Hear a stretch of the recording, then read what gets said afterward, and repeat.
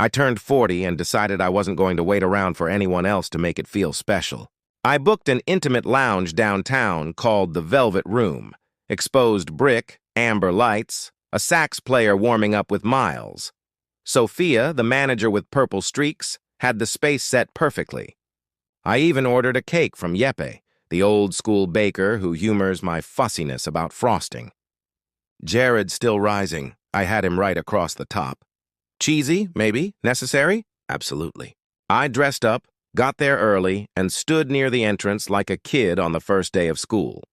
7 o'clock. Fine. Traffic. 8. I refreshed the group text. Nothing. 9 o'clock landed, and the truth did too. Nobody was coming. Not my friends, not my family, not my coworkers, not my wife. Nico, the bartender, set a bourbon beside me without pity. I cut a fat slice of my own cake and ate it under the chandelier I'd imagined would backlight a toast. On the way out, I thanked Sophia, tipped Nico, and walked alone to my car like I was commuting home from a funeral where the deceased was my self-respect. A week later, my phone buzzed mid-budget meeting. Marisol. Hey, we're doing Dad's milestone at Lakeside. And $800 each. Venmo me by Friday. No, how are you? Know about your birthday. The family chat lit up. Bianca with confetti emojis, Trevor with a thumbs up. I stared at the screen and felt a quiet click in my chest. A door closing. I sent $1 with a note. Congratulations. Then I did what I should have done years ago. I muted the family chat and started building a wall. First, I removed Marisol as an authorized user on my card and canceled the emergency spare in the kitchen drawer that bought more manicures than groceries. I killed her transfer access to our joint account. Two-factor everything. Mortgage locked from any equity ideas. I called my accountant, Rory, to flag any new credit attempts in my name. I booked a hotel, clean sheets, room service, and the luxury of silence. I left my house key in the ceramic dish by the door and drove away. 2 days into breathing easy, 2 cops walked into my office conference room. Welfare check. My wife reported me missing. I looked at the officers, then at the quarterly reports spread out in front of me. I'm not missing, I said. I'm having boundaries. Officer Duramola heard me out. Just call them so this doesn't escalate, she advised, tone professional, eyes sympathetic. I told her if I got another public ambush, I'd file for a protective order. She nodded like she'd seen this movie. That night, I went home to gather evidence. The house felt like a crime scene. I pulled every receipt, statement, and transfer I'd filed for 5 years. The little insurance I'd kept thinking organization would save me from chaos. Turns out it just made the chaos legible. Gregory's emergency roof repair, $8,000. Bianca's boutique launch. 15,300, Trevor's crypto collapse. 12,800, medical deductibles. Dental necessities.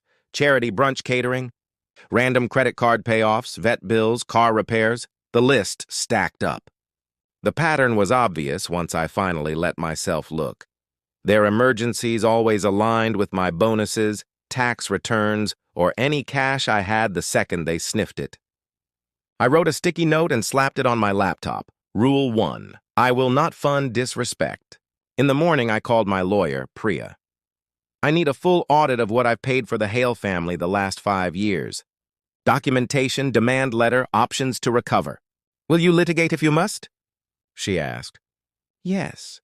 Later that day, Marisol, her mother Patrice, and Bianca stormed my office lobby. Patrice's voice echoed like a PA system. Gregory's milestone is this weekend. He deserves it. I deserved a wife at my 40th, I said. Bianca rolled her eyes. I didn't raise my voice. That's the problem. Nothing is about me except the bill. We're done discussing this here. Email my lawyer. Security showed them out. The elevator doors closed and I felt lighter. Priya's audit came fast, 86,400 over 5 years. She slid the total across her desk like a verdict and read the breakdown. Roof, boutique, crypto, smaller but frequent hits, and the insult of foregone interest. Then she handed me a draft demand letter, 30 days to repay, or we sue for the whole amount plus fees. It was precise, cold, and fair. Send it, I said. Marisol called immediately. You're suing my family? I'm asking for repayment. Suing is step 2. She launched into the greatest hits. Loyalty, sacrifice, family helps family, we can afford it, you're being petty. I looked at the stack of proof and felt something settle in my spine. I'm loyal to people who are loyal to me, I said. Loyal people attend their husband's 40th. I hung up. Gregory left a voicemail about man-to-man respect. I saved it. Evidence now. 3 days after the letters went out, Bianca texted, "Did you see?" They listed the cabin. The mountain place Gregory once swore he'd leave to grandkids. Fire sale price. 2 days later, Luis from my team spotted Gregory's vintage Harley on Craigslist, priced to move. Partial payments hit Priya's trust account, $19,000. Proof they could find money when they had to. Proof that we just don't have it had been a long-running lie. Bianca tried bargaining. I still have boutique inventory, high-end pieces. Maybe we can call some of it even? I forwarded it to Priya without comment. Trevor texted late, "Bro, we're family. Can't we figure something out?" I typed back, "Then act like it." Work acquaintances became a small raft. Luis dragged me to the gym. "You're wound tighter than a Swiss watch," he said.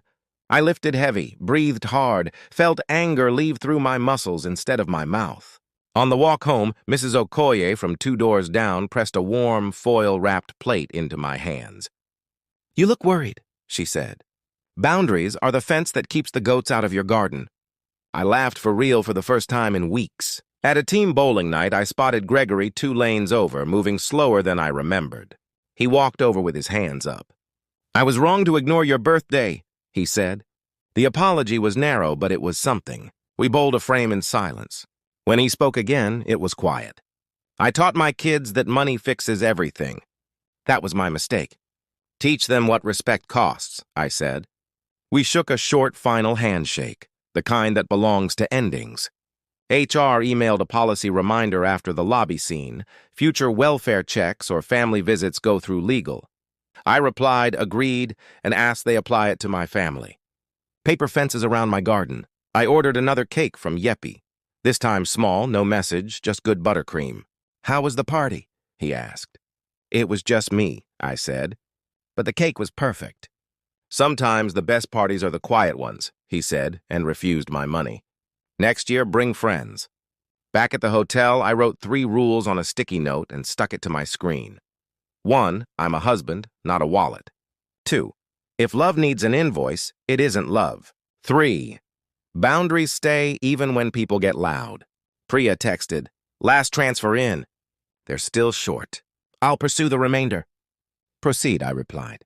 2 letters, 1 decision, independence. The family's creativity spiked once the free faucet shut off. The cabin sold. The Harley went. Friends loaned Trevor money. Bianca bartered ghosts of a failed store. Partial payments kept arriving, then slowed. Priya kept the pressure steady, clinical, legal. Every week that passed without another family emergency text felt like air returning to my lungs. Marisol and I tried one conversation in the kitchen. She said the money was how we show up for people. I said time and presence were how I counted showing up. She said I was humiliating her family. I said I'd been quietly humiliated for years and bought the privilege. We looked at each other across a counter we'd chosen together and knew, without saying it, that we weren't on the same team. Not anymore. I slept better at the hotel than I had in my own house in years. I kept my phone off some nights just to hear what quiet sounded like. HR formalized the lobby policy. Officer Duramola's card stayed in my drawer, untouched but strangely comforting. Another fence post. I met Anita and the team for drinks and didn't check my bank app once. I found myself laughing at nothing important. Healing rarely makes a speech. It shows up in tiny, ordinary moments that don't drain you. On a Tuesday, I dropped by Yepes for coffee. He nodded toward the back. "I saved you the corner slice." We didn't talk about birthdays. We talked about sports and how buttercream behaves in heat. It felt like a life, not a case file. Priya called, "We're near the finish." They want a payment plan for the remainder and a non-disparagement clause. I told her I don't care what they say about me at Sunday dinner. I care that my accounts stay mine. She negotiated terms that didn't bend my rules. I signed. They signed. The faucet stayed off. A month later, Anita organized another team night. I went, bowled poorly, and didn't feel the need to fix anything. As I walked to my car, my phone buzzed with a calendar reminder I'd set ages ago. Plan your 40th. I smiled at the absurd timing and deleted it. I had already planned it, late, quiet, and honest. Back at the hotel, I cut a slice of that small cake and looked out at a city that hadn't changed at all while everything in me had.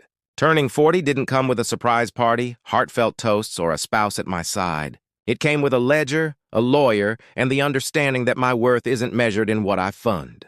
Here's what I know now. Some people love you, and some people love your access. If you don't draw the line, they'll draw it for you, around your wallet and through your spine.